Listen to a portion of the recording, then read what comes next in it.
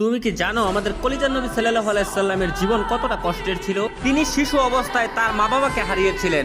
মানুষ তাকে এতিম বলে গালি দিত, তার পবিত্র গালে থাপ্পড় মারত। অসহায় নবীর কান্না ছাড়া আর কোনো পথ ছিল না। নবুয়ত পাওয়ার পর তার আপনজনরাই হয়ে ওঠে তার চিরশত্রু। তাকে পদে পদে হত্যার চেষ্টা করা হয়।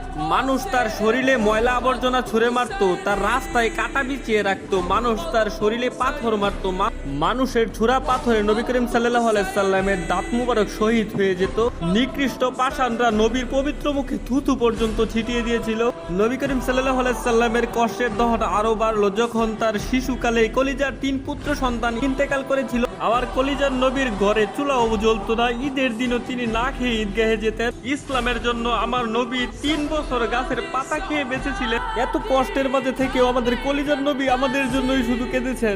আমার এই অসহায় নবীকে যদি ভালোবাসো তাহলে কমেন্টে লেখো আই লাভ মোহাম্মদ এবং চ্যানেলটি সাবস্ক্রাইব করো।